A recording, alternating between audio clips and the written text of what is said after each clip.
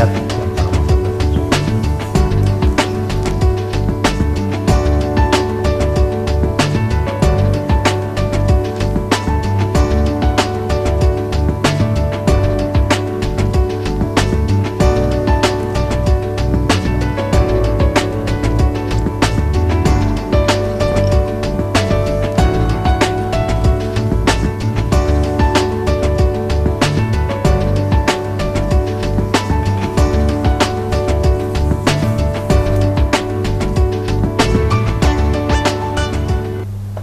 ¿Qué tal, amigos? ¿Cómo están ustedes? Una noche más aquí en directo en M95 para las redes sociales y en riguroso diferido para todos ustedes dentro de un ratito. Pero, oiga, que este programa va sin cortes, sin edición y sin censura. Que lo que se dice ahora lo repetimos casi íntegramente a la hora que ustedes los van a ver por la televisión o que nos están viendo ahora ya por su monitor. Pero bueno, visto esto y dicho esto, como aquí lo que importa es su opinión, y normalmente no les dejamos opinar, van a opinar por ustedes esta noche el equipo titular. Oiga, tenemos hoy una delantera que ni la de España contra Italia la otra noche. Y mire que para una vez jugamos bien, sin 9. Hoy vamos a jugar todos los centrocampistas con un falso 9. Luego hablaremos de esto. Don Paco Gutiérrez, muy buenas noches, profesor. Buenas noches, de vuelta de las vacaciones. Aquí estamos, encantado. Ya ven ustedes, con dedicación exclusiva, sin dedicación exclusiva, con la mitad del sueldo. ¿Cómo ha venido usted al programa o a esta temporada? Yo, últimamente el sueldo ya está congelado por aquello de la jubilación. Entonces ya no tiene más vuelta de la que hay. O sea que Montoro borra esto, que aquí no se paga. Por lo menos al profesor. Profesor, don José Luis Gutiérrez, buenas noches. Hola, ¿qué hay? Buenas noches a todos. De profesor a profesor, ¿usted viene esta nueva temporada con su vida, con participación, sí, con sí. dedicación exclusiva, con asalto de mata? ¿Cómo viene usted? Estoy pletórico. Este año nos han subido un 1%, después de 5 años congelados nos han subido el 1%, así que estamos que nos salimos. Eso le pasa por no ser concejal. Es verdad. Si fuera usted concejal, estaría usted ahora cantando...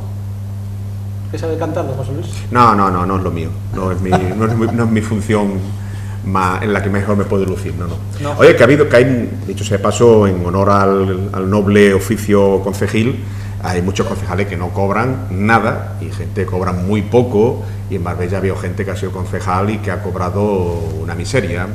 Visto lo que se ve hoy. Hablamos de la prehistoria, ¿no? Hablamos, sí, de la prehistoria, o por lo menos de la edad antigua democrática, en donde los concejales con dedicación exclusiva,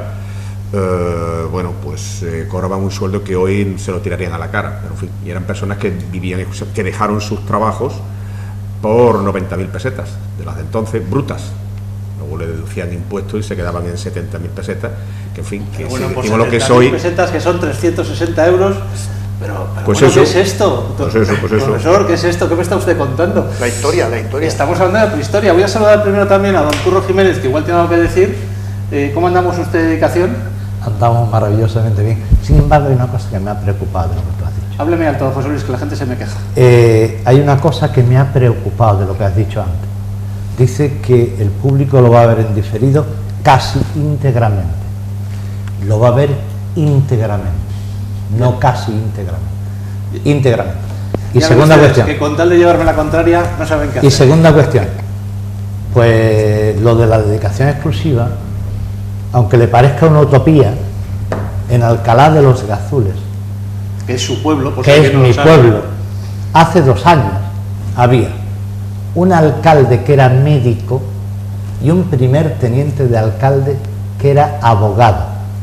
Dejaron los dos su profesión durante los 4 años y compartieron el salario de 1.800 euros porque no había dinero en la caja, y se llevaba cada uno a su casa 900 euros. Dedicación exclusiva.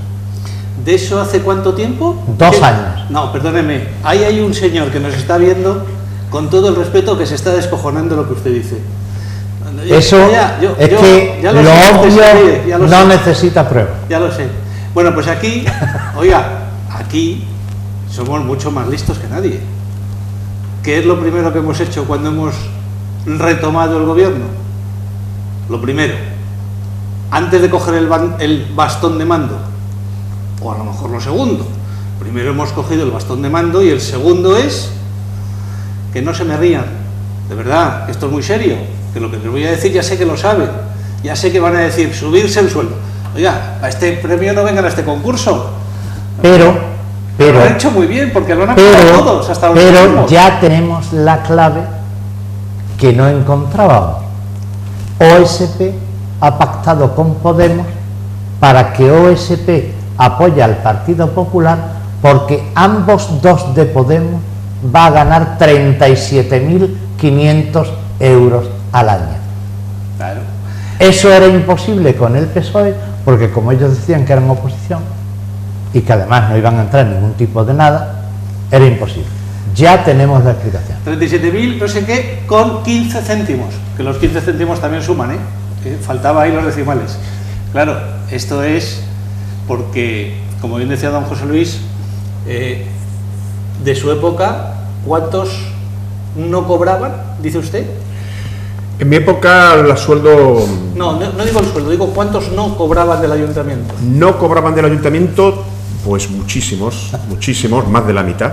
Es decir, de la oposición cobraban los representantes de la oposición en la comisión de gobierno, es decir, 3 de los 3 grupos que estaban en la oposición, y del equipo de gobierno había 3 liberados con 72.000 pesetas, es decir, hagamos el cambio, son unos 450 euros al mes, 2 medio liberados, uno que compartía con Diputación y otro con Mancomunidad, que cobraban 40.000 pesetas, es decir, pues 260 euros al mes, y el alcalde, que yo cobraba menos que de profesor, yo cobraba 114.000 pesetas, que al cambio de hoy son unos 700 euros al mes, menos que de profesor. Yo dejé la cátedra para cobrar menos. Éramos muy listos, entonces lo hacíamos muy bien, no dábamos ni una derecha. Bueno, pues ahora nuestro señor alcalde ha decidido que prefiere volver a su puesto en donde cobra más que de liberado. Y más que cobraba de alcalde. El señor Porcuna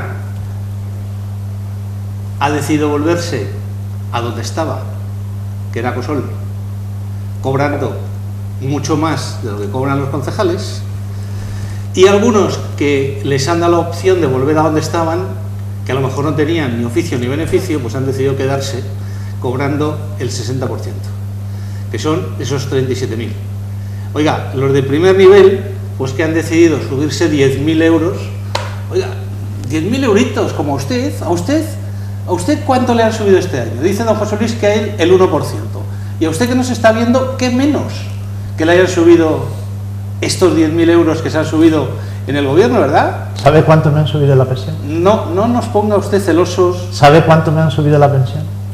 He recibido una carta. El 0,25%. Recibí una carta que equivalía a 5 euros con no sé cuánto al mes. Sí. ¿Ha visto el vídeo del 0,25? 0,25. Sí, me han subido, no llega a 40 euros brutos al mes, 30 y tantos euros al mes, lo cual después de 5 años, pues está bien. ¿Pero qué es diferencia entre 40 euros al mes y 1.000 euros? Y 1.000 y algo, son 10.000. Pues 1.000. ¿Qué es esto? Bueno, 800. ¿Qué diferencia hay? También le han subido el sueldo a los funcionarios y empleados municipales un 1%. Eso es. También hay que decirlo. 40 pavillas. Desde enero del 2017, que también hay que explicarlo. Bueno, todos han recibido, aunque sea la pedrea, por plantearlo en esos términos. Simpático. Pues ya ven ustedes. Bueno, pues dicho esto, ¿qué es lo que yo quería contarles? Pues quería contarles que nuestro amigo el coreano del norte pues está ahí intentando echarle un pulso a nuestro amigo el grosero de la parte del Atlántico, y ahí están. Por cierto, señoras, ¿vieron ustedes qué guapa estaba Melania yendo a las inundaciones de Texas con ese zapato de tacón altísimo, y cuando llegó a Texas se le puso unas zapatillas de deporte blanca? Realmente es una señora con estilo, ¿eh? Yo reconozco que hay que tener clase y hay que tener estilo para hacer todo esto. Yo no puedo por menos que de reconocerle que lo que me gusta y se lo cuento a ustedes. Si hasta los 10, 12 años no tenía ni para alpargata. Ahora le va a quitar los zapatos de tacón, por favor. Con lo guapa que estaba ella yendo a unas inundaciones que nos cubrían a todos la cabeza, en donde ha habido decenas de muertos y ella con su zapatito de tacón. Hombre, también es verdad que el acompañamiento que llevaba tampoco era, no sé, tampoco iba por una boda. Bueno, pero no iba en una canoa, ¿no? Bueno, él no fue a la zona de las canoas, no le tocó, se quedó solo en los llanos, no fue a la playa ni nada de eso, porque vamos, Houston, no, en fin, tenía playa, pero ya no tiene. No, pero había barro, por eso se cambió. Y se las puso blancas para que viera que se manchaba con barro. En fin, ¿qué les parece a ustedes, don Muy Luis? triste. Que vamos a tener lío, vamos a tener otra vez crisis mundial con el tema de los misiles. Parece que Kim Jong-un ha conseguido una bomba que pueda hacer daño, no la de Alemania el otro día. Sí, el problema está en que, digamos que la vieja aspiración de Corea del Norte de disponer de un arma nuclear viene del abuelo, porque además hay que recordar que es el único país comunista donde existe una especie de monarquía, porque se hereda de abuelo a hijo y de hijo a nieto, en fin, una cosa paradójica, ¿no? Que el comunismo haya llegado a esa peculiar situación. Ya lo intentó el abuelo, fracasó, el padre ya consiguió la bomba atómica, solo que eran bombas de aproximadamente el equivalente de unos 10 megatones, es decir, muy dañina, obviamente, pero lo que preocupa es que efectivamente ha conseguido traspasar ya la frontera de lo que coloquialmente se llama como bomba de hidrógeno, es decir, bombas que pueden tener una potencia destructiva de más de 70 megatones, que lógicamente pueden provocar una destrucción 10 veces la de Hiroshima. Y además lo más preocupante es que además posiblemente se puedan miniaturizar, o sea, son bombas en miniatura, lo suficiente como para poder ser lanzados en proyectiles estratégicos, lo cual ya indica una tecnología que no es normal que se tenga. Recordemos que un misil estratégico es un misil que se lanza al espacio por fuera de la atmósfera para hacer precisamente una trayectoria balística perfecta y no tener que gastar tanto combustible, pero que a la vuelta, al reentrar en la atmósfera, puede salir ardiendo si no se tiene una tecnología potente para eso. Eso ya ha demostrado que lo tiene lanzando un misil por encima de Japón. Y precisamente esta tecnología está en las peores manos posibles, es decir, de un señor al cual como mínimo podemos decir que está enloquecido. Y que además está rodeado de una corte de aduladores que le dan la razón a todo, porque el que no le da la razón lo fusilan. Y enfrente pues tenemos a un señor que no está muy en sus cabales. No está enloquecido, evidentemente, pero desde luego no tiene la sensatez que han tenido los anteriores presidentes de Estados Unidos, cualesquiera que estos sean. Con lo cual, esa conjunción de dos egos peligrosos puede ser que en cualquier momento estalle una situación lamentable. Algunos me comentaban el otro día, bueno, vale, pero Estados Unidos tiene potencia para arrasar Corea del Norte, evidentemente. Ese no es el problema. El problema es que mientras lo arrase, le recordamos mucho lo que era la famosa estrategia del terror de la Guerra Fría. El problema no es que una potencia arrase a la otra. El problema es que mientras la arrase, la otra potencia puede arrasar una parte del mundo. Y evidentemente los misiles de Corea del Norte irían a Corea del Sur y a Japón.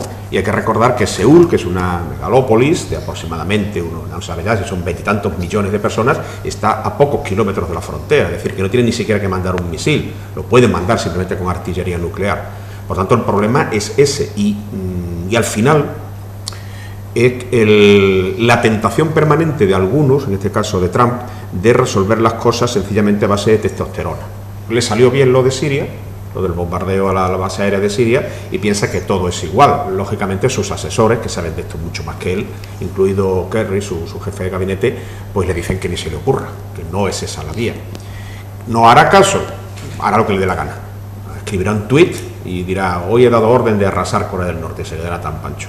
Y eso puede dar lugar pues a una conflagración bélica de alcance desconocido, sobre todo porque no sabemos el papel que va a jugar China. China obviamente no se va a embarcar en una guerra nuclear contra Estados Unidos, pero desde luego es de temer, porque el potencial de China ya es una potencia nuclear importantísima. Que se vuelva a la vía de la diplomacia, bueno, pues depende de quién se lleve adelante en el Secretaría de Estado y en la Casa Blanca. La estrategia fundamental, si a los halcones y palomas nunca más claro están ahora, ¿no? Esa vieja denominación de la época de Nixon.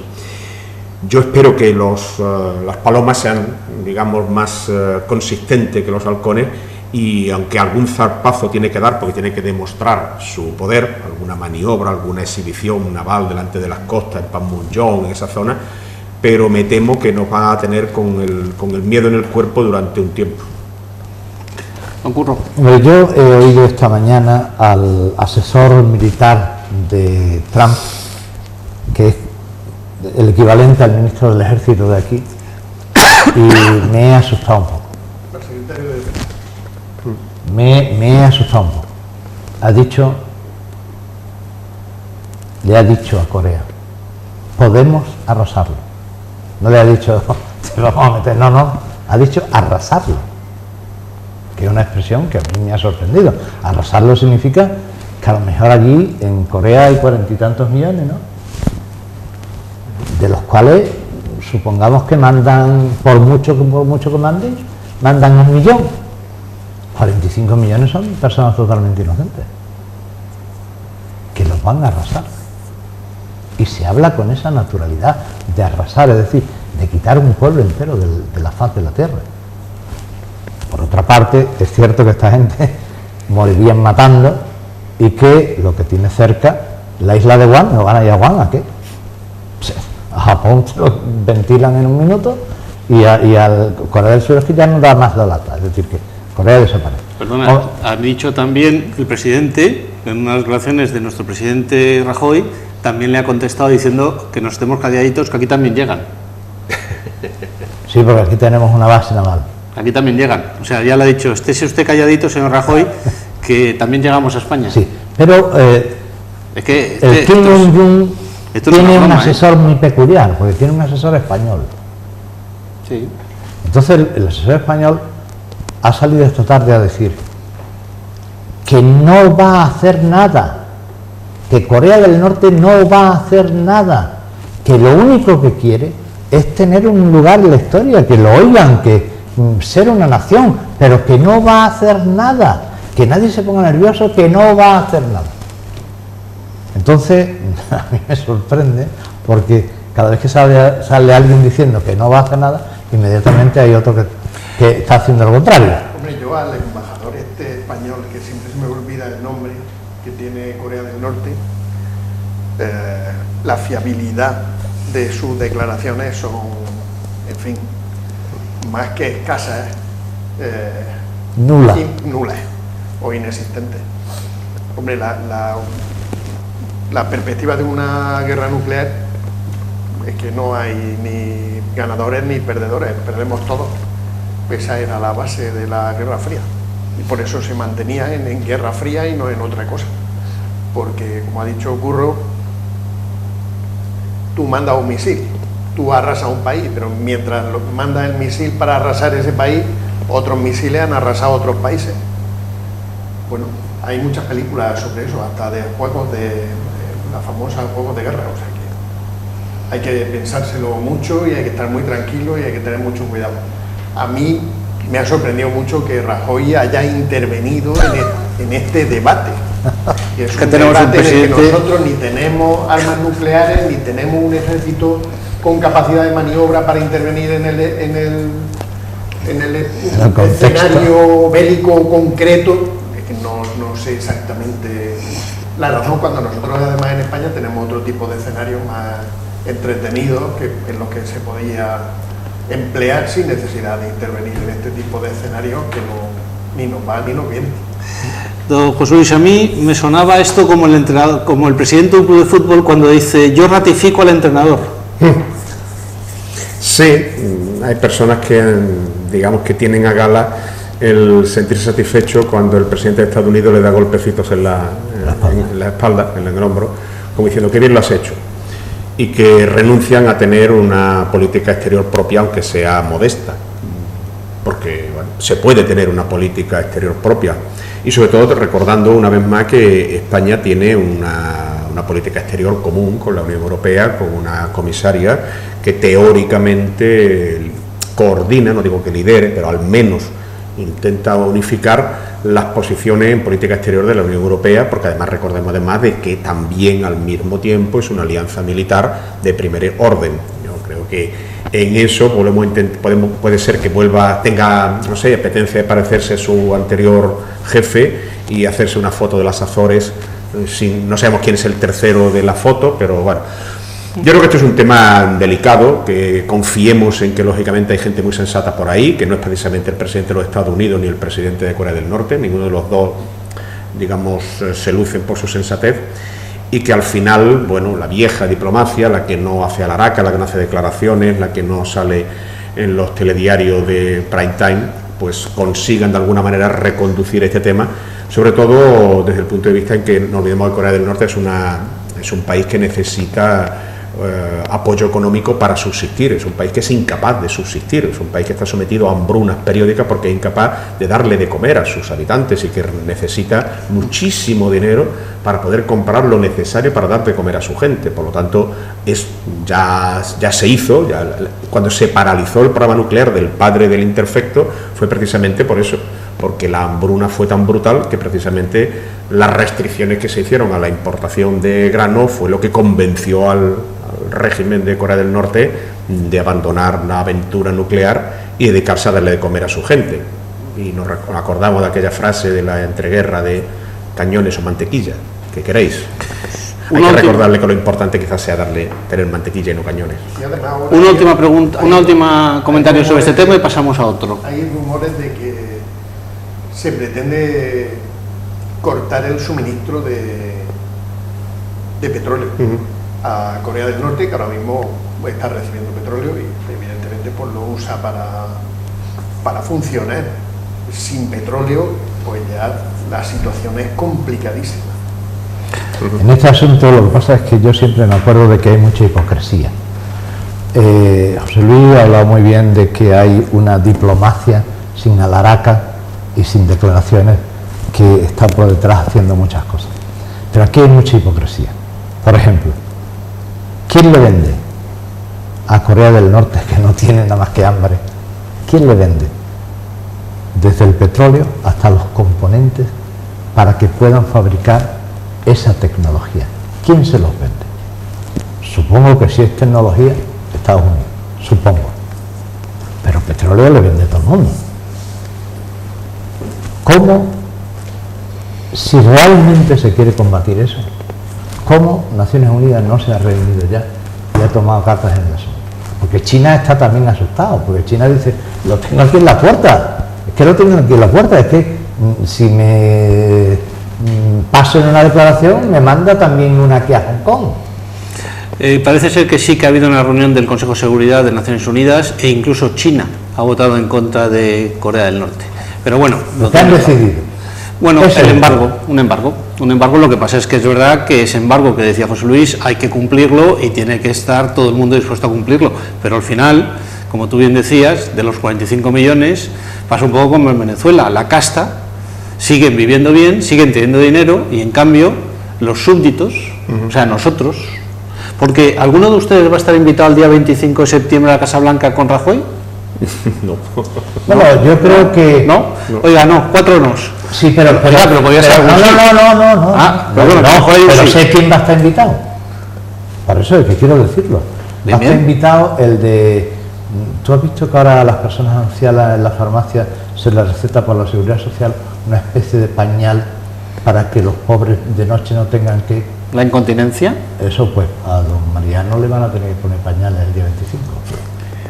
Pero no nos ha dicho quién más va a estar invitado, los pañales. El día 25, el representante de los pañales. Ah, mire, esta es una primicia. Pensábamos que, oiga, que iba a ir la plana mayor a ver al señor Trump a Estados Unidos, pero porque yo ya lo he comprado para mí. Sí. Pero va a haber uno, el que le suministra los pañales. Pero antes no me acuerdo cómo se llamaba el español, el embajador español de Corea del Norte, Alejandro Cao.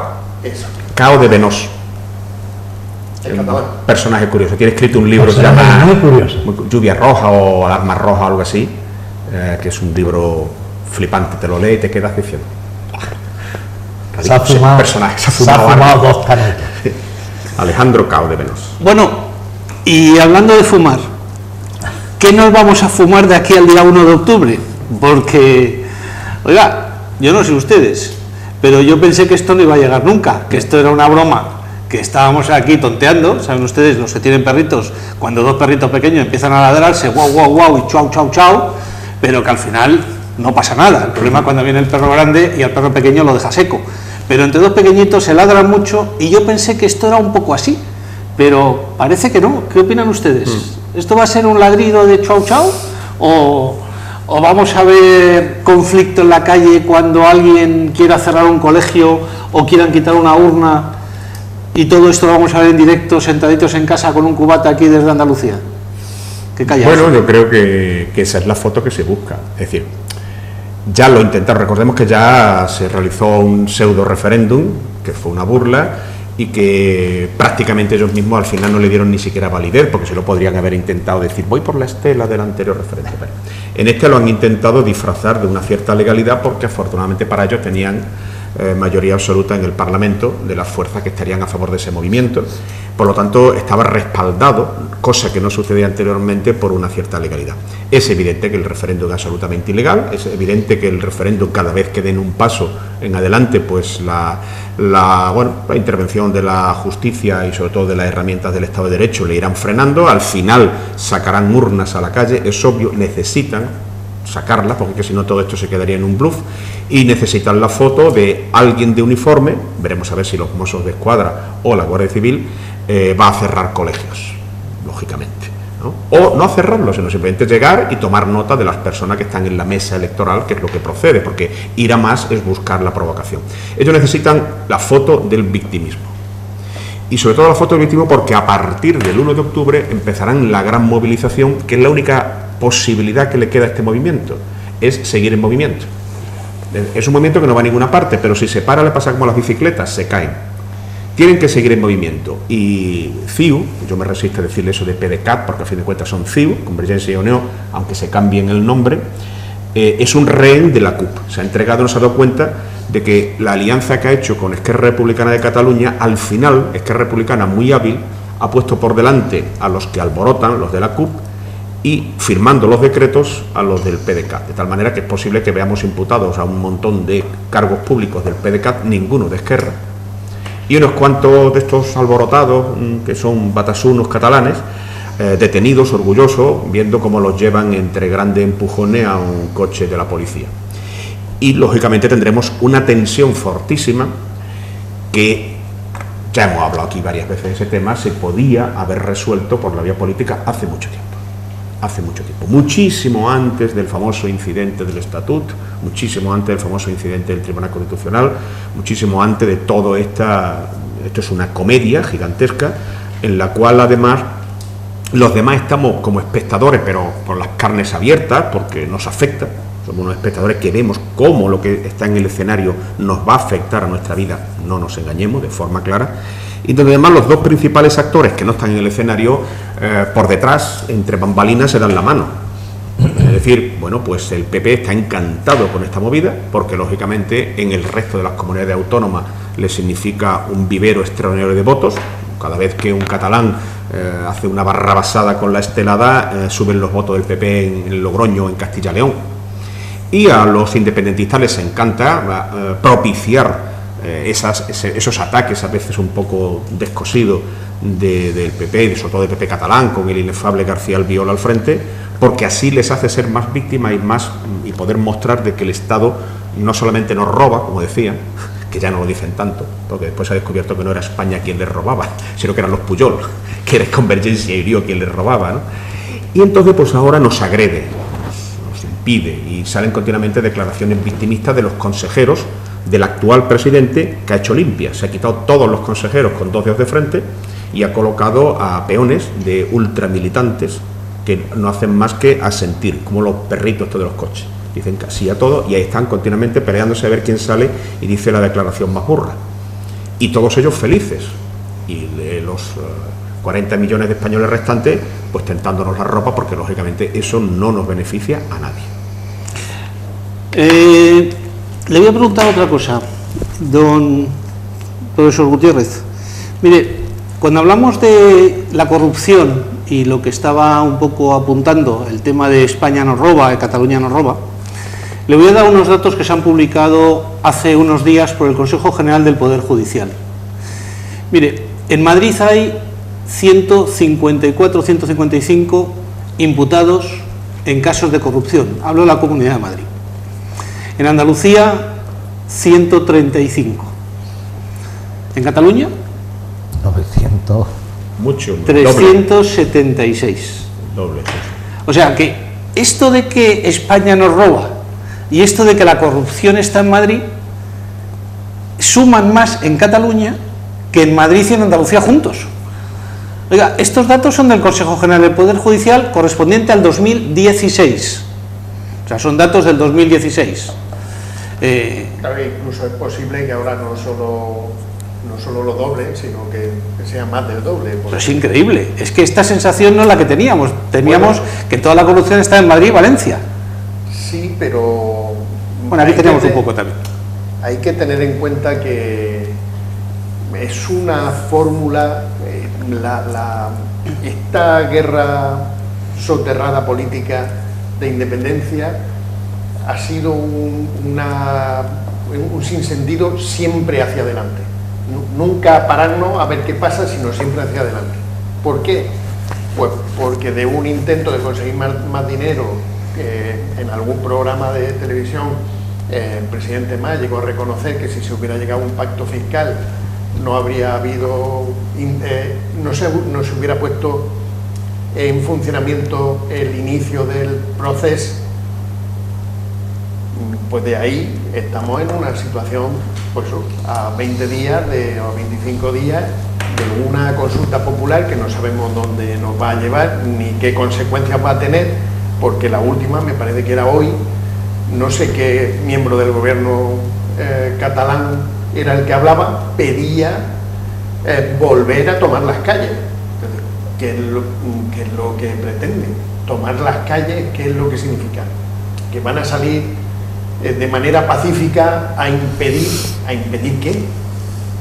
A impedir que se aplique la ley, que a mí me cuesta mucho trabajo utilizarlo, porque utilizar el término, porque como no hemos salido de un marco que para mí es mucho más sensato que el del sentido común, pues es que ya no estamos en el marco del sentido común, ya no hay sentido común, ya es todo una bola que ha ido creciendo y creciendo y creciendo, y ahora ¿quién para la bola?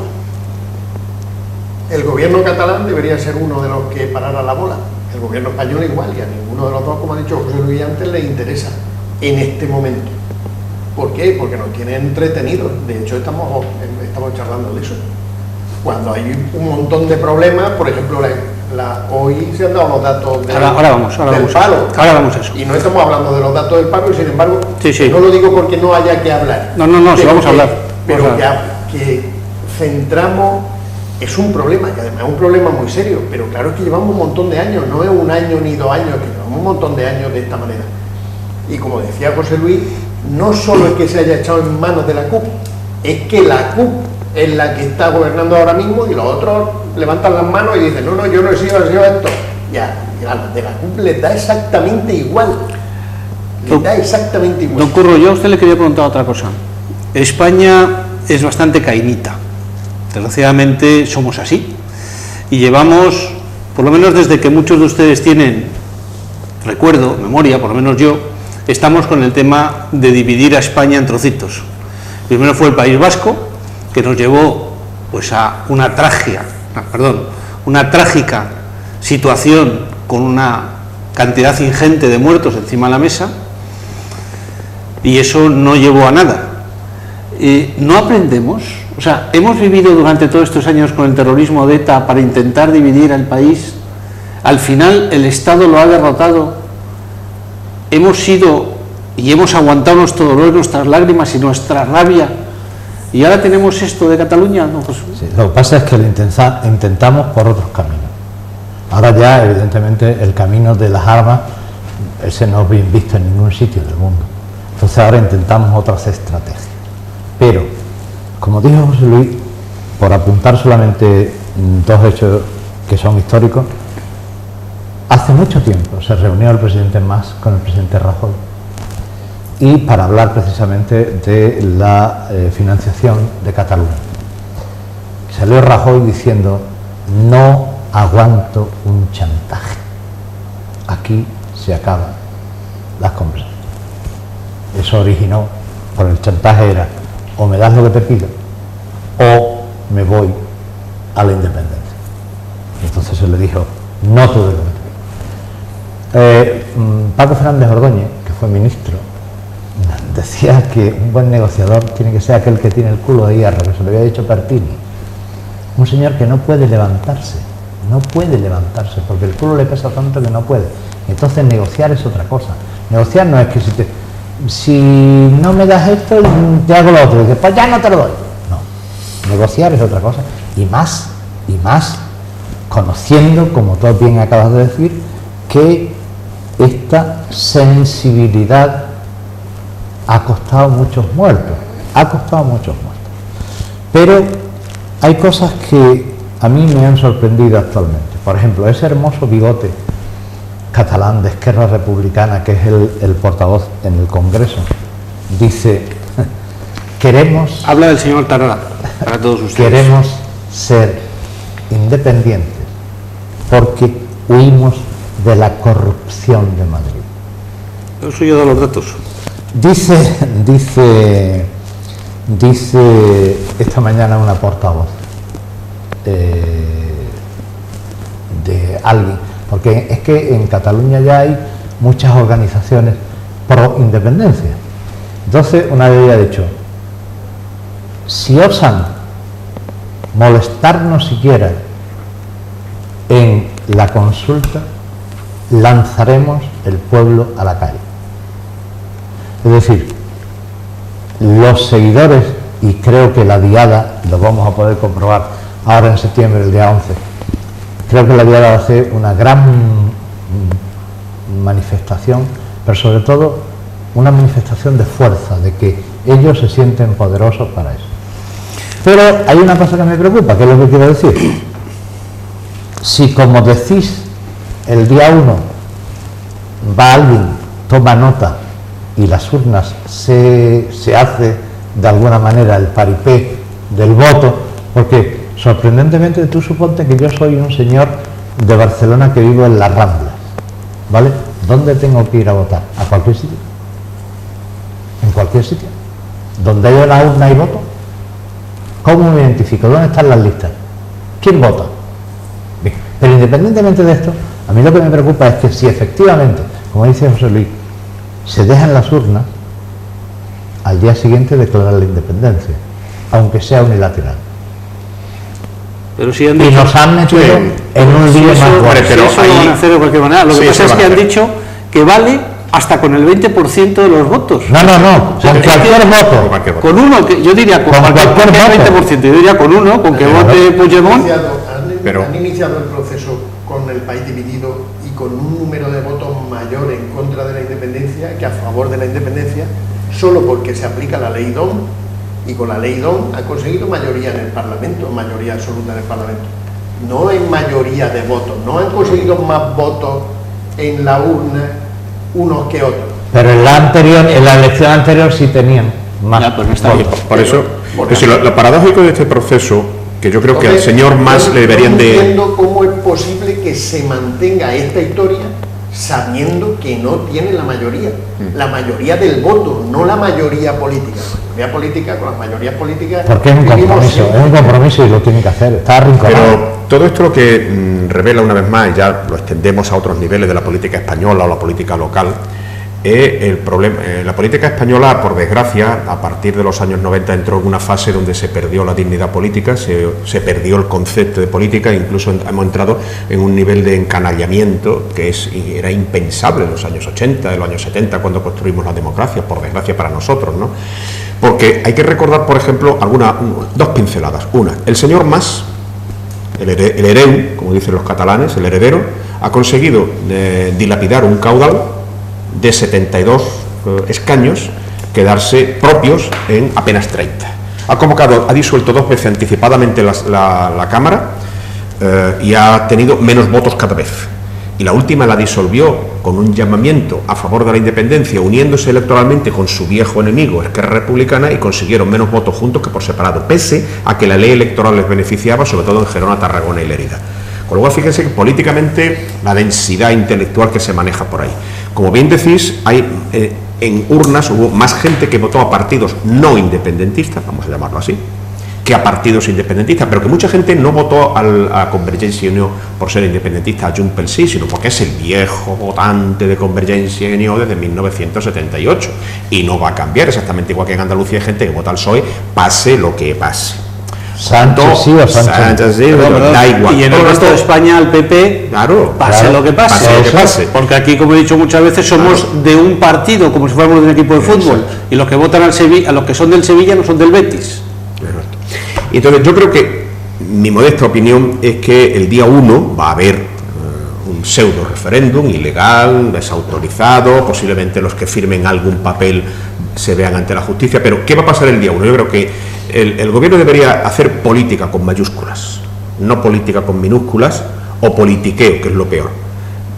En lo que sea competente el gobierno de la nación, a mi juicio, debería de ir solamente a los colegios electorales, aquellos que se abran, y tomar nota de los miembros de las mesas, que no intente ni llevarse urnas, ni cerrar los colegios, ni llevarse las papeletas, ni quitar nada, porque entonces ya tenemos el follón que ellos van buscando. Sencillamente, yo tengo una orden judicial de identificar a los miembros de las mesas, que son los representantes de la administración, para luego tranquilamente, en frío, llamarlo a declarar y preguntarle, ¿a usted quién le llamó?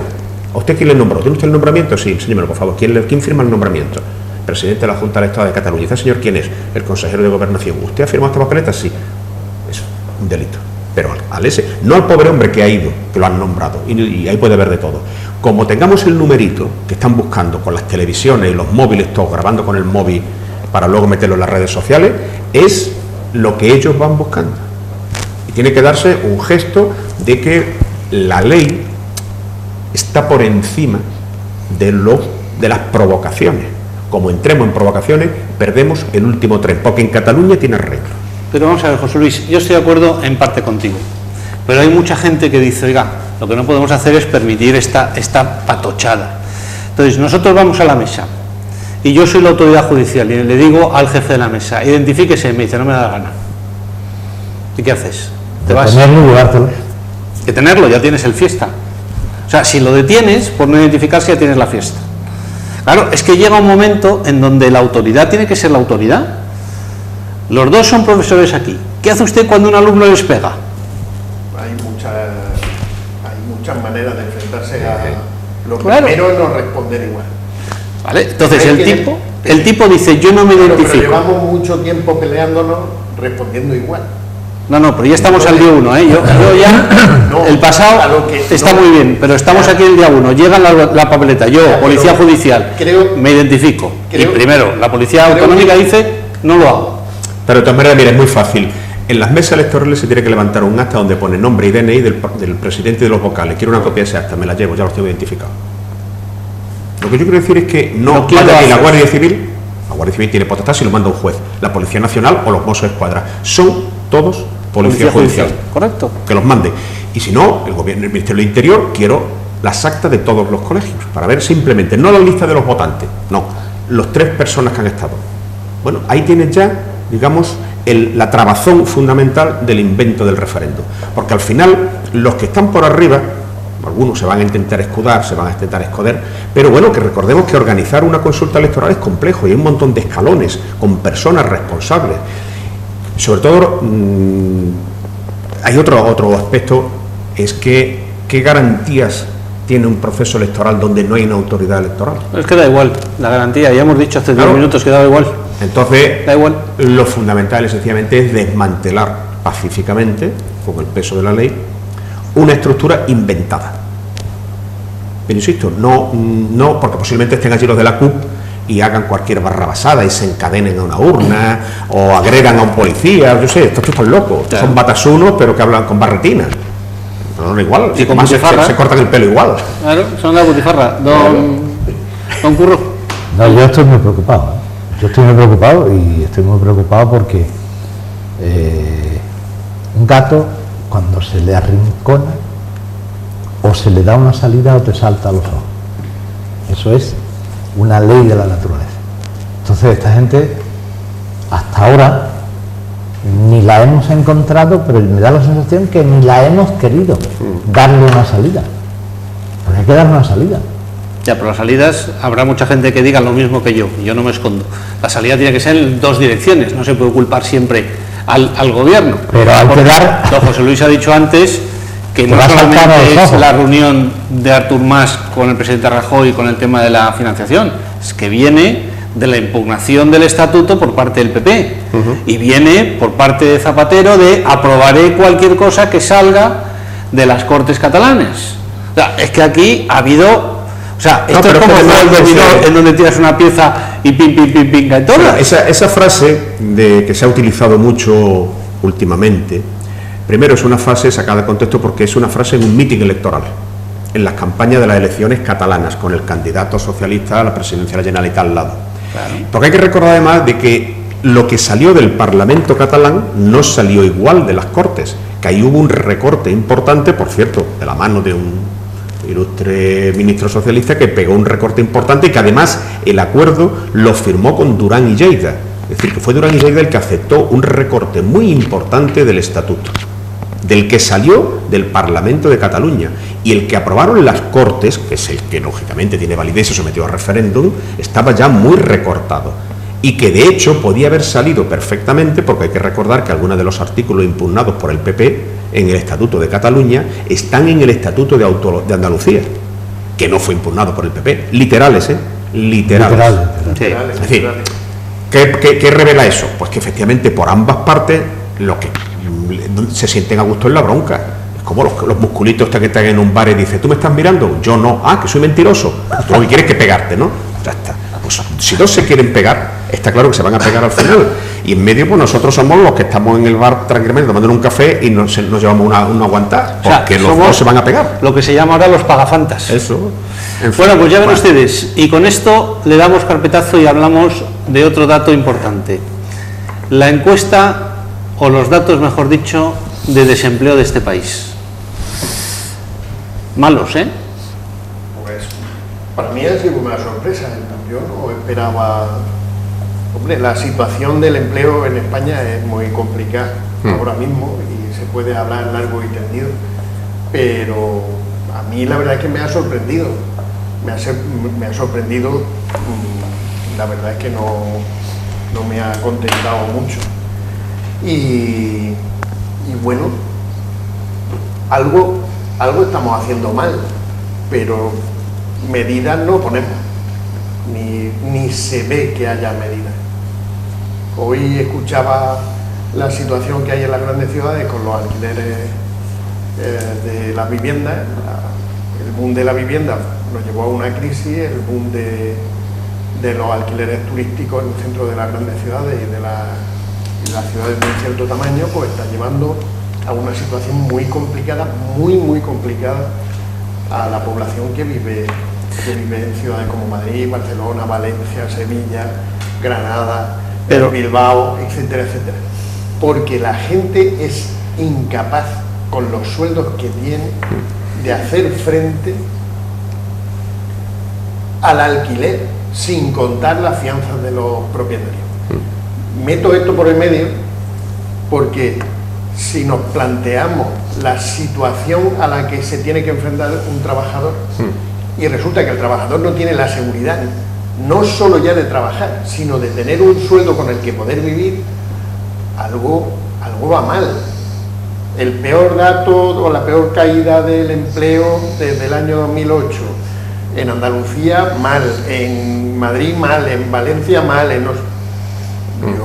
pero aquí hemos aguantado, ¿no? Que en el mes de agosto, que se supone que es el mes estrella del año, haya bajado el empleo, como ha bajado.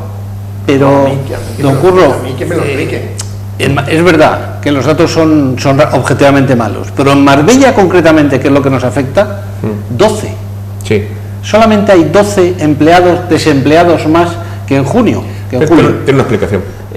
Tampoco parece que sea un número, que simplemente el error estadístico de que haya coincidido un día u otro, 12 en 9.500 y algo, me parece que son. Tiene una explicación, es decir, los datos malos de agosto, cuando dicen, no es que haya parado en agosto, es que en agosto terminan los contratos. Claro. El problema es que los contratos en España se hacen fundamentalmente basándose en la temporada alta turística, y son contratos que terminan pues entre el 20 y el 30 de agosto. Por lo tanto, las oficinas de empleo registran 180.000 empleos menos, es decir, 180.000 contratos que mueren, y la suma al final son 47.000 parados más, que no sé, son dos cosas distintas, pero tiene una explicación muy lógica. ¿Qué pasa en Marbella? En Marbella y en otro sitio, que aquí la temporada es más larga, con lo cual en agosto se destruyen una serie de empleos, pero otros más se van a destruir en septiembre, porque afortunadamente nuestra temporada es un poquito más larga, no mucho, pero lo suficiente como para que la caída del paro no sea abrupta, como es, por ejemplo, pues en Benidorm, en Mallorca, donde hoteles literalmente cierran el 30 de agosto. Nosotros afortunadamente no es así. Lo malo es la tendencia. En el empleo lo que hay que mirar es la curva anual y comparar con curvas anuales de otros años. ¿Cómo vamos? ¿Cómo vamos? ¿Cuál es la coda del uno, la subida del uno y el final del otro? ¿Cómo se van enlazando? Funcionan todo iguales, van subiendo, suben a partir de abril, llegan a su máximo los contratos en junio, más que incluso que en julio, pues cuando empieza la temporada, en agosto empiezan a caer, en la temporada de rebaja sube otro poquito, donde contratan a chavales jóvenes para la rebaja de Navidad y cosas por el estilo, y al final la suma de principio y fin, ¿cuál es? ¿Cuánto ganamos en el interanual? Pues si se gana algo, se gana algo.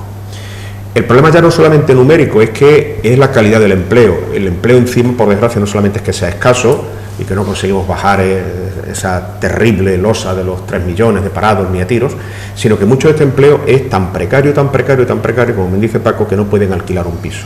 Y en las zonas turísticas encima, donde demandan mano de obra, esa gente que viene a las zonas turísticas, como hemos venido todos, pues yo me pagué la carrera viniendo aquí a trabajar de camarero y luego de recepcionista, y así me pagué la carrera, si no, yo de qué iba a poder pagar los estudios, gracias a que esa figura existía, ¿no?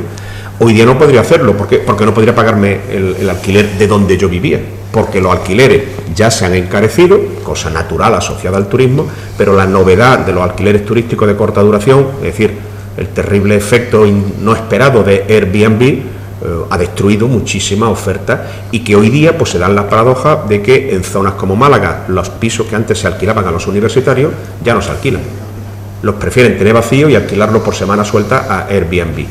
Y además, en algunos casos, acabo de tener un caso clarísimo de un chaval que quería un piso y le han dicho que no solamente tiene que poner el mes de fianza y la señal, es decir, 2 meses, que eso entra dentro de lo lógico, es que si no presenta un contrato de trabajo, le pide 4 meses. Tiene que presentar un contrato. Yo me he quedado cuando me han dicho, sí, eso en Madrid, en Barcelona, en Málaga, en las capitales donde este modelo se está imponiendo, le piden el contrato de trabajo o le piden 4 meses, no vaya a ser que se quede luego 2 meses apalancado sin pagar, que son los 2 meses que va a tardar en echarlo y por lo tanto no contratar, con lo cual se está embruteciendo pues todo el mercado de alquiler.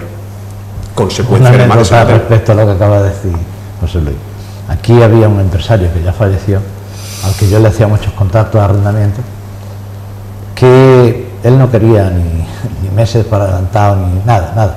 Él quería un aval bancario de 6 meses de renta. A primer requerimiento. Y lo obtenía. Bien, a mí la estadística de agosto me ha sorprendido mucho.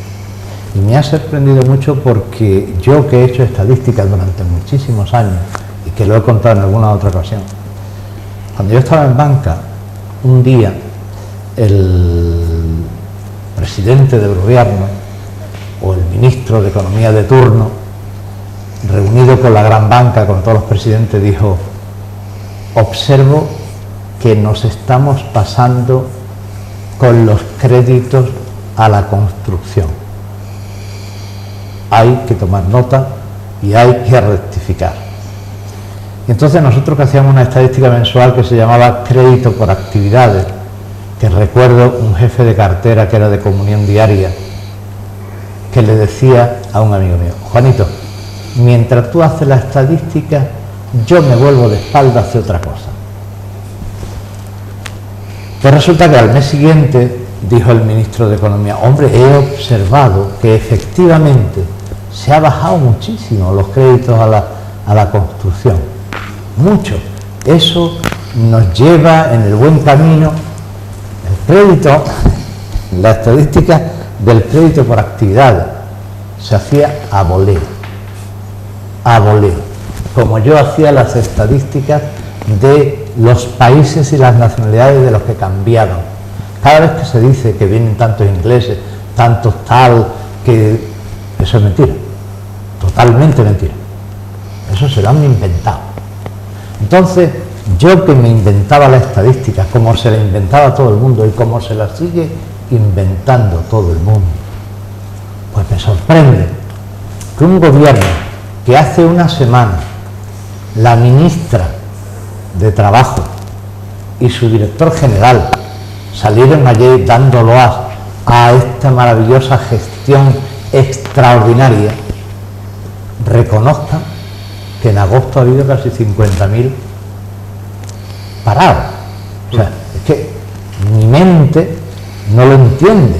Es decir, si ya está manipulada la estadística, según mi criterio, porque yo la manipulé, una vez manipulada, ¿cuál es la realidad? Bueno, pues se dan casos como esos. No, es que teóricamente se han dado de alta 180.000 en el paro, ¿vale? Pero al final, haciendo las cuentas, pues nos salen que solo son 50.000 los que están. No entiendo los meses en que los que dicen ha crecido el desempleo, no, ha crecido el empleo en 50.000 y en la seguridad social ha subido 200.000. ¿No entiendo? No lo entiendo.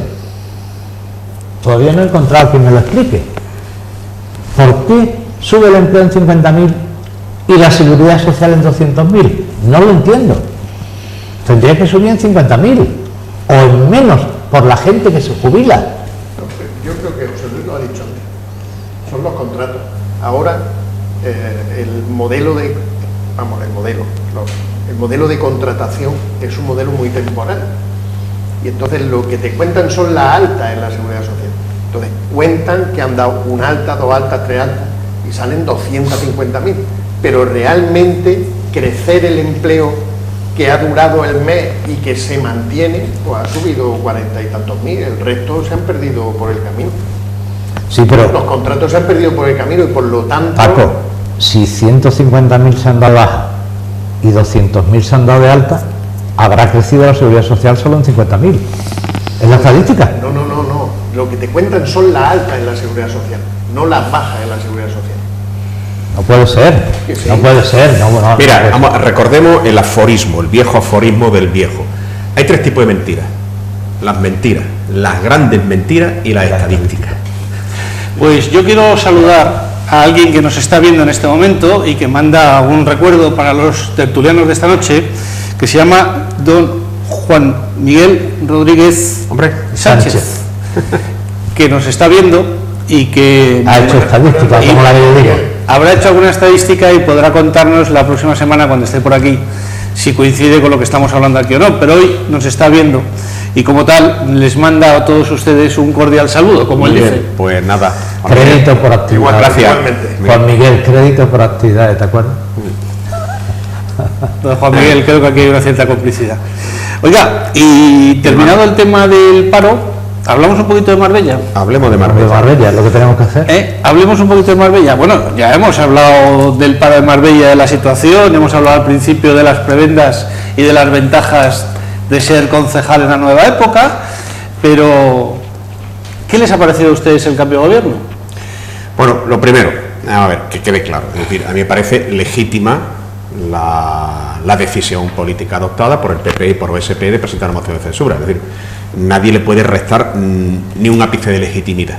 Por lo tanto, no se cuestiona eso, igual que no se podía cuestionar que se hubiese creado un tripartito, tres partidos, es decir, democracia gobierna el que tiene más votos en la sala donde se toman las decisiones, sea el Congreso de Diputados, sea el Pleno. Ahora bien... Un segundito. Doña Marta, nos dice don Juan Miguel que por favor el sonido. No sé, él lo dice y me dice doña Marta que no, Juan Miguel, que no, que el problema no... se puede subir más por internet que no se puede... Exactamente, o sea que yo sigo entrando por el micro de alguno de ustedes que están a mi lado, o ustedes están entrando por el micro de alguien que está a su lado.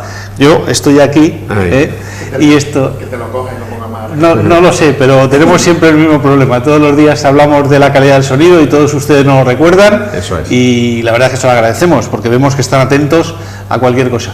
pero es verdad que es posible que cualquiera de nosotros estemos entrando por el sonido de algún amigo que tenemos en la mesa. A ver, vamos a saludar.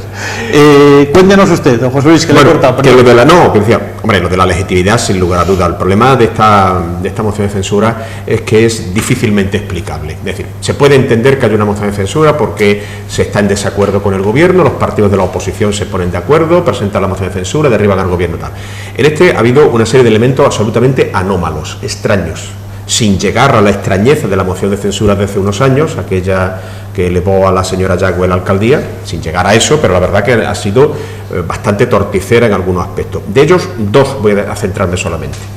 Una, que la moción de censura la presenta un partido que estaba en el gobierno al que censura, lo cual puede decir, bueno, eso también ha pasado alguna vez, sí, pero nunca se ha presentado una moción de censura de un partido que está en el gobierno en contra de un partido que está en la oposición.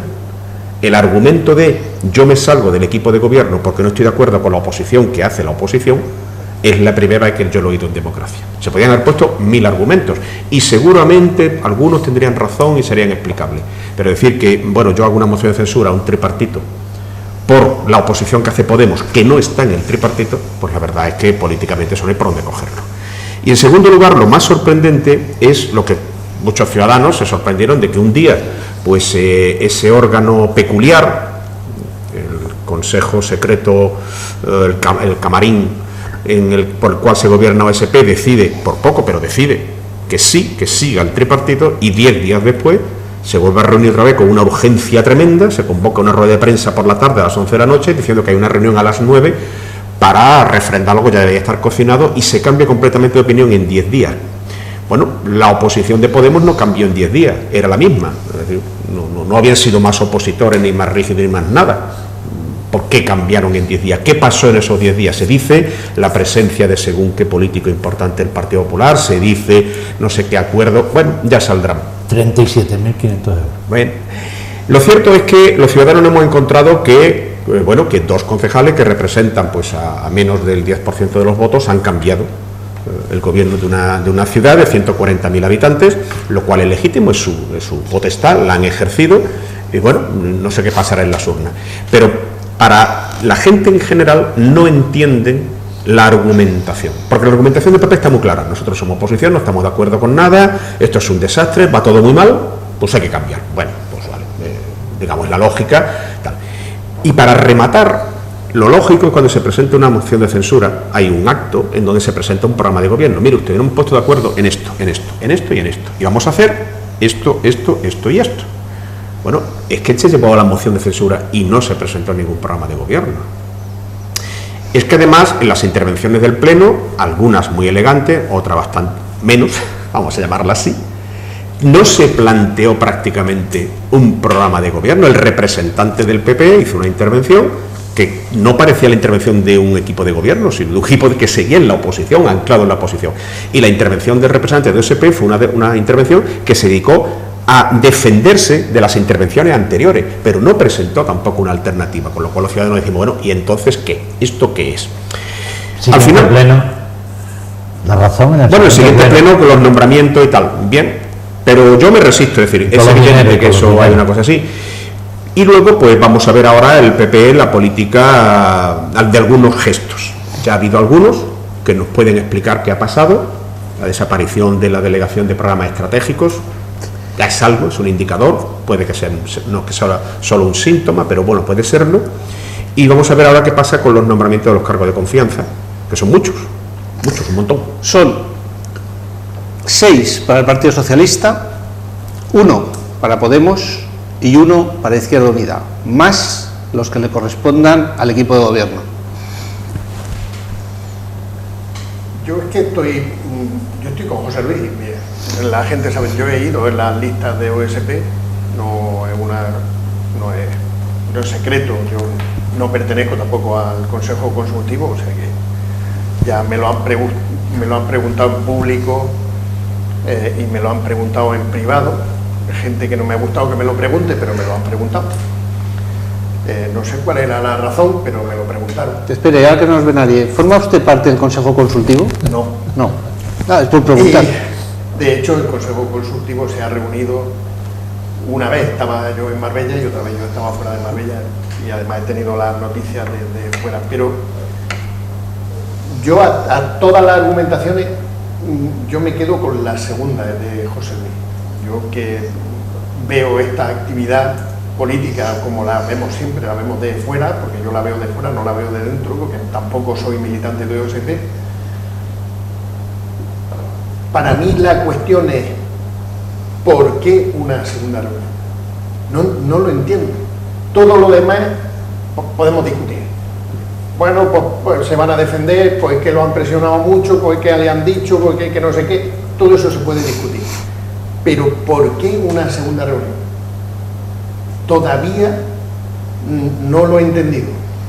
He leído montones de publicaciones, de argumentaciones de cuáles son las razones por las que OSP ha abandonado el tripartito y se ha unido al Partido Popular. He oído argumentaciones de Podemos de que ellos no tienen nada que ver en la historia. He oído argumentaciones en contra de Podemos, he oído argumentaciones de todo tipo, pero todavía no he escuchado ninguna argumentación de por qué, después de haber tomado una decisión, el Consejo Consultivo se volvió a reunir para tomar otra decisión.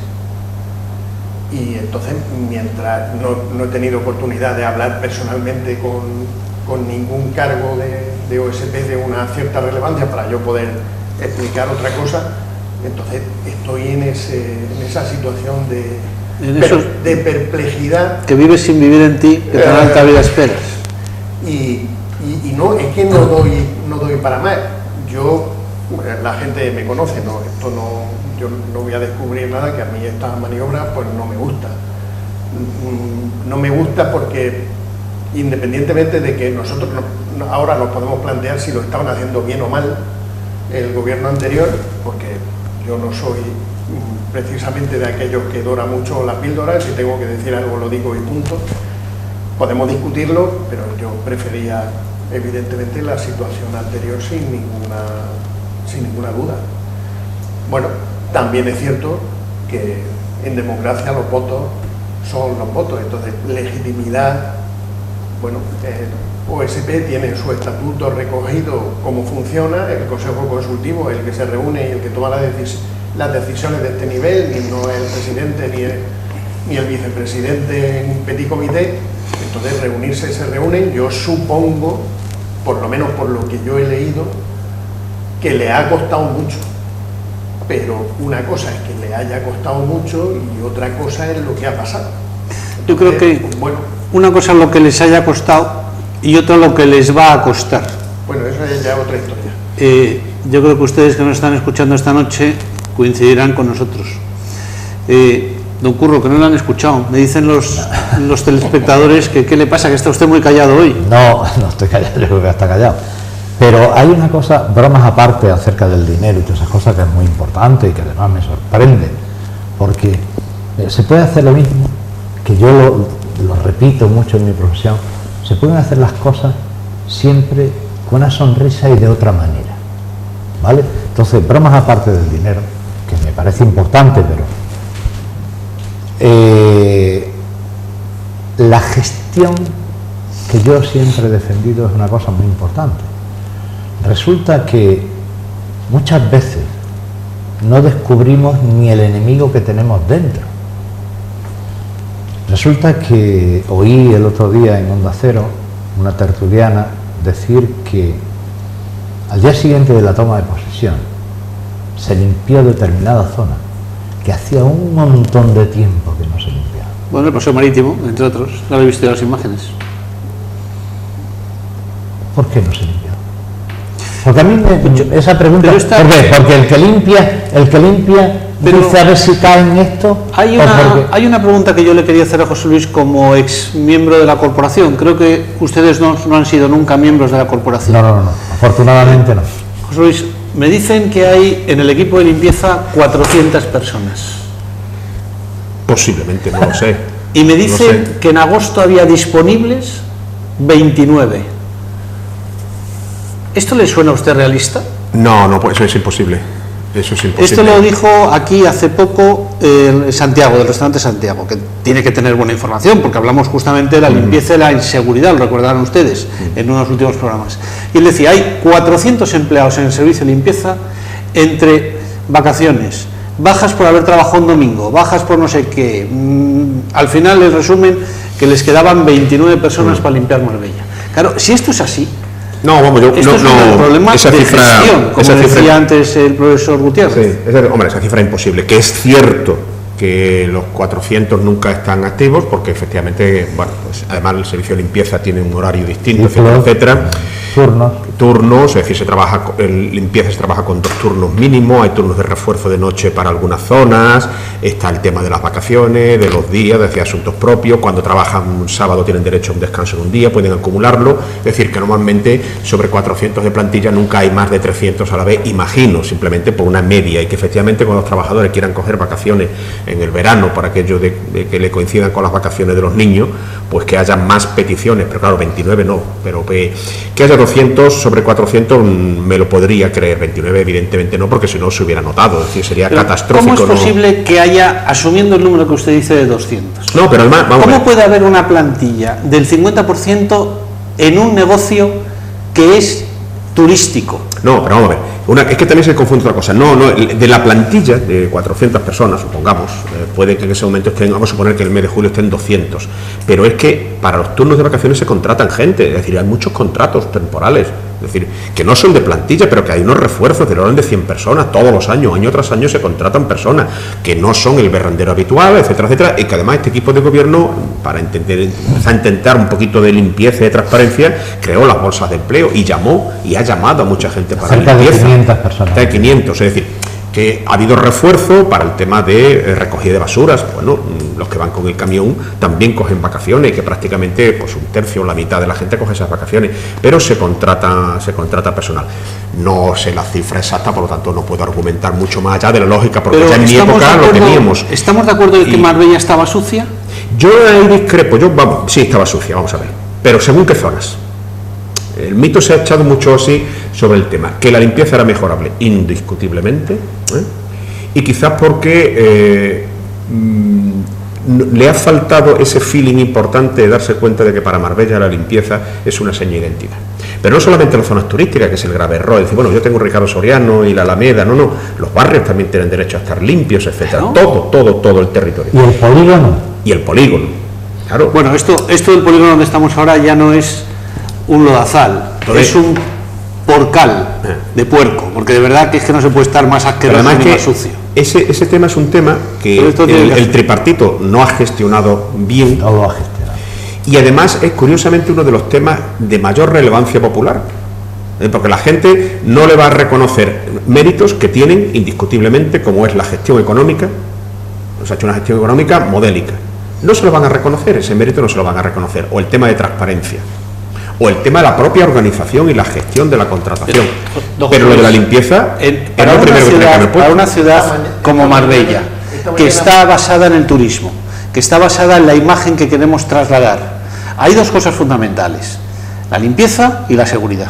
Sí, pero sin embargo, y las dos para el turismo ha gestionado lo de playas perfectamente, como nunca se gestionó, Bueno, porque aquí han venido temporales que han dejado totalmente desoladas las playas, e inmediatamente en 15 días, en 20 días, aquello estaba perfectamente de cara al turismo. En Semana Santa no hemos tenido ninguna crisis de la Pero en de verano la arena. sí, en verano sí. ¿En la arena? Sí, el otro día estuvo aquí el del Chiringuito de Hermanos, que está justo en primera línea delante de los más antiguos, y decía que el problema que él tiene es la suciedad y la abandono de las playas. El único sitio de arena que el Levante se ha llevado es el tramo que va desde la Venus, pero no donde está actualmente la estatua de la Venus, por cierto, me encontré la estatua de la Venus, que está cambiada de sitio, pero para entendernos, en la bajada de la Fontanilla, invadida de mesa y silla, no se ve la Venus.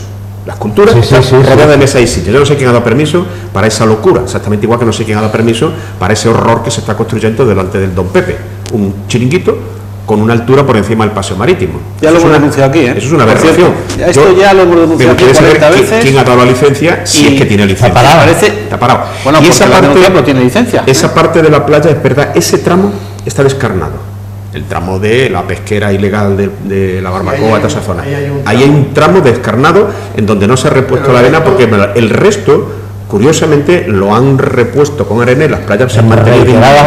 Se han retirado, sí. Sí, pero sin embargo no gestiona igual la limpieza. Este año ha sido un año muy difícil para las playas. De todas maneras, yo lo que quería era deciros una cosa. Yo esta mañana charlaba con un amigo en San Pedro y yo creo que lo que él opina se puede trasladar. Pues una persona que, pues como nosotros, pues somos personas que desarrollamos nuestra actividad profesional o vivimos donde vivimos y tenemos alrededor una serie de espacios públicos o de espacios para compartir. Y él dice que para él lo más importante que tiene que hacer la gestión de un ayuntamiento, yo utilizo la palabra gestión, que ellos saben y los espectadores también saben que a mí no me gusta utilizarla en el sentido municipal ni de la administración pública, pero utilizo porque la he utilizado él. Que una de las cosas, que hay dos cosas que determinan la buena gestión de un ayuntamiento, que son la limpieza y los jardines. Que eso es, dice que todo lo demás no depende solo del ayuntamiento, depende del ayuntamiento y de otras administraciones, porque yo le he dicho, la enseñanza, los colegios, los ambulatorios, y él me dice, no, a los ciudadanos de un pueblo lo que le interesa es que su calle esté limpia y que los jardines estén cuidados. Todo lo demás tiene su importancia, pero tiene una importancia relativa, porque él no lo ve como responsabilidad directa del ayuntamiento. Pero sobre todo porque probablemente... ¿Qué pasa? En el momento en que tú descuidas, aunque todos los demás lo hayan hecho muy bien, en el momento en que tú descuidas lo que se ve, porque es que realmente eso es lo que ve el ciudadano. No vemos otra cosa, vemos eso. Pero con el agravante... La percepción es correcta, es decir, la gente de la calle lo que ve es su inmediato y habla en torno a su barrio y de cosas por el estilo. Y es una percepción visual, que son las más simples, las que más tiempo se quedan y las que menos esfuerzo intelectual requieren. No hace falta pensar nada, si decir, mira eso que está sucio o esa basura que no han recogido, el contenedor rebosante, etcétera, etcétera. Bueno, pero además el tema está en que el concepto de limpieza siempre es un concepto relativo. Nunca está suficientemente limpia la ciudad, porque habría que estar barriendo todos los días, porque los ciudadanos seguimos ensuciando. Y entonces, la percepción que se ha tenido, más curioso, porque limpieza y jardines pertenecían a la misma delegación. Y se han concentrado ahí todas las críticas, duramente, y ha sido 2 años en donde raro era la vez que no se hablaba de ese tema, tanto por parte de la oposición, que pasó a estar, como de representantes vecinales, o de medios de comunicación, o de tertulia, etcétera. Eso ha sido un continuo y sistemático machaque. No sé por qué no han reaccionado. Pero sobre todo ¿por qué no han reaccionado? ¿Por qué yo que he denunciado tantas veces que alguien que está barriendo y ve en el jardín latas de cerveza, botellines, trapos, papeles, ¿por qué no le hace así con la escoba, que le cuesta muy poco? Porque eso pertenece al parque y jardín. ¿Eso no puede ser? Sí. ¿Que no puede ser? No, sobre todo porque yo creo que se han centrado en otro tipo de cosas como la transparencia. Y eso probablemente a algunos de ustedes les preocupe mucho, si este ayuntamiento es transparente o no. Pero a ustedes les preocupa mucho más que cuando salgan de la puerta de su casa, las colillas, las latas, el botellón del día anterior, las bolsas de basura, de los perros, las caquitas de los perros, que había que algunos propietarios... Bueno, pues eso. ¿no? Amarrarlo como al perro. Bueno, o hacerle que se coma lo del perro, para que esté limpio, porque al final algunos no entienden. Oiga, y yo tengo perro, ¿eh? O sea, que no se crean ustedes que yo lo digo, pero es verdad que usted va por el parque y usted va con su bolsita y no ve usted lo que se encuentra. Pero todo eso, José Luis, y tú que eres un gestor, ya sé que la palabra gestor no le gusta a nuestro otro profesor, pero es que yo creo que al final lo que han fallado es en la gestión. Sí, totalmente. En la gestión. Es decir, han hecho un carril de bicicletas en Puerto Banús, no sé si lo habéis visto, en la avenida Julio Iglesias. Sí, lo he visto. Es un carril de bicicleta interesante. Interesante. Es una cosa, es casi tan raro como el que han hecho como el que hay aquí, al lado del Escol.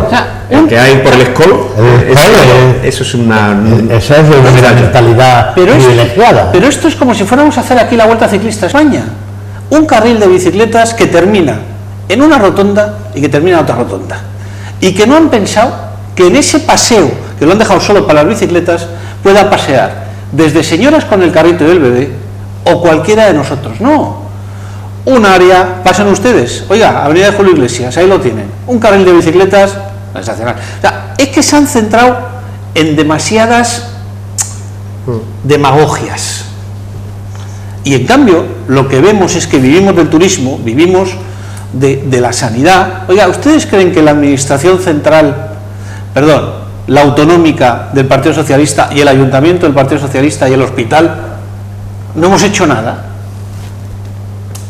No lo sé, les parecerá bien a ustedes, pero, oiga, la sanidad es algo que se nos llena la boca del estado del estado del bienestar, la sanidad. ¿Y el hospital? Sí. Tocando el tambor. Aquí estuvo el exalcalde ya explicando qué había pasado. Resulta que estuvieron negociando con el banco, ¿no? Y habían llegado a un acuerdo, un medio acuerdo, en el cual el ayuntamiento iba a pagar o a hacer frente a una determinada... Y el banco dio... ¿Y los intereses? No ve los intereses. Esto es un negocio, business. De intereses son 6 millones y pico de euros. Junta, tú me pagas... No, esos intereses yo es que no lo puedo justificar. Yo es que no puedo sacar más dinero de los 20 y tantos millones que tengo que pagar. Y ahí se ha quedado. Vale, pues cuando ustedes se pongan enfermos van a pedir la parte proporcional de los intereses, no pagados para que ustedes no la atiendan. Es que esas son las cosas que yo creo que la gente ve.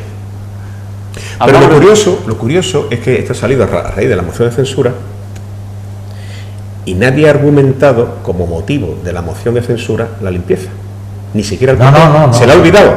La ha estado dando, y en el acto de la moción de censura, en la presentación, donde se presentan la candidata a la alcaldía con los 2 del PP y 2 del OSP y del PP, en la argumentación que presentan no se hace referencia a la limpieza, se hace referencia a otras cosas, que está bien, pero bueno, en el pleno no se habla del tema, con lo cual es curioso que un argumento que mucha gente podía entender no se ha utilizado. Es más, recordemos que OSP hace unas declaraciones públicas un mes y pico, un mes y medio antes, en donde califica la gestión del tripartito con notable alto. Y le preguntan por limpieza y dice, bueno, ahí vamos con notable o raspado, no sé qué frase dijo, pero vamos, aprobaba incluso del tema. Por lo tanto, que puestos a argumentar, que yo fundamentalmente lo que quiero es que el ciudadano entienda que el ciudadano que se pregunta por qué se ha hecho esto, que es legítimo, pero ¿por qué? ¿Por qué me han cambiado usted de gobierno? ¿Por qué han echado usted al alcalde? ¿Qué ha hecho? ¿Se llamaba algo? ¿Se metió mano? ¿Ha hecho algo raro? No sé qué. No ha habido argumentación, no se lo explica al ciudadano por qué. Y entonces, lo malo de una vez más es que el ciudadano se siente mal con estos juegos y se desilusiona de la democracia. Y imagina lo que no cosas es. De políticos. E imagina lo que no imagina lo que no es. Claro. Ya están algunos que si le han dado, que no le han dado. No, mire usted, que esto es porque estaban convencidos de que era mejor para el pueblo. ¿Qué va? Pero hombre, que no, de verdad que, sí. En fin, que lo han hecho. ¿Cómo? Que no. Y eso es lo lamentable, que una vez más se hacen actuaciones políticas. Además yo creo que en este caso y con este tipo de rumores, quien pierde más es OSP. Sí, OSP está porque claro. OSP surge de un núcleo de población que está dentro de Marbella, surge de un núcleo de población que tiene un sentimiento de pueblo que no tiene el núcleo de población de Marbella tan arraigado. Sí. Entonces cuando la gente que había votado OSP por una razón concreta se ve defraudada, por decirlo suave, con esta situación, pues evidentemente las cosas que dice son muy feas. Dicen cosas muy feas. ¿Por qué? Porque no lo entienden. No entienden por qué. Entonces, claro, pues piden cuentas. Y unas veces se piden bien y otras veces y cuando no se entiende se inventa. Claro, hombre, no se inventa. Hay que ver la encuesta del digital Marbella Confidencial. Bueno, es demoledora. Es decir, la OSP queda machacada en San Pedro, tanto en el tema de quienes respaldan la moción de censura, la mayoría no está de acuerdo con la moción de censura, quien cambiaría su voto, el 60% cambiaría su voto, no dice en qué sentido, pero es que una tercera parte que se la han guardado al final dice que prácticamente conserva solo el 20%. OSP, es decir, es demoledora. La encuesta de Marbella Confidencial es demoledora para OSP. Tienen 2 años para intentar a ver cómo remontan, pero lo va a tener difícil porque digamos que el componente conservador del independentismo sanpedreño puede sentirse feliz con este tema, pero el componente no conservador, que es mayoritario a mi juicio en San Pedro, no está nada feliz. Y eso a OSP posiblemente le pase factura en las próximas municipales. Pues ya ven ustedes, nos vamos a ir yendo, desgraciadamente. Les pedimos disculpas porque nos hemos quedado sin internet, con lo cual el último trocito no lo habrán podido ver ustedes por las redes sociales. Pero bueno, para eso nos tienen aquí en directo por su canal favorito. Profesor Rodríguez, Gutiérrez, perdón, ya le voy a cambiar el apellido a estas horas de la noche. Bueno, no importa. Profesor Gutiérrez, don Francisco, muchas gracias, muy buenas noches. Encantado de estar otra vez aquí. Profesor Rodríguez, ahora sí, don José Luis, muy buenas noches. Pues nada, buenas noches a todos, gracias por seguirnos. Señor letrado, don Curro Jiménez. Buenas noches. Buenas noches. Muchas gracias por seguirnos. Y ayuntamiento entrante, hay que limpiar. Baldo, tú sigues siendo, ya venía allá en el sur, tú eres el que le tiene que dar café a don Rafael. Pues ya ven ustedes, esperamos haberles entretenido, esperamos haber estado aquí, que hayan sido, los comentarios son de cada uno de nosotros, y la semana que viene volveremos con un poquito más de la actualidad de la semana. Para los que todavía no lo sepan, pues ha ganado España en baloncesto a Rumanía y ha ganado Rafa Nadal, que también y en este momento se coloca ya, después de la victoria esta noche, el número 1 de la ATP. Pero bueno, oiga, estas son noticias que seguramente ustedes hayan visto el partido y nosotros no, porque circunstancias se ha celebrado mientras que estábamos aquí con todos ustedes. Lo dicho, señor don Francisco, don Curro y don José Luis, muchísimas gracias. Buenas y a todos noches. ustedes, gracias por acompañarnos y hasta la semana que viene. Buenas noches.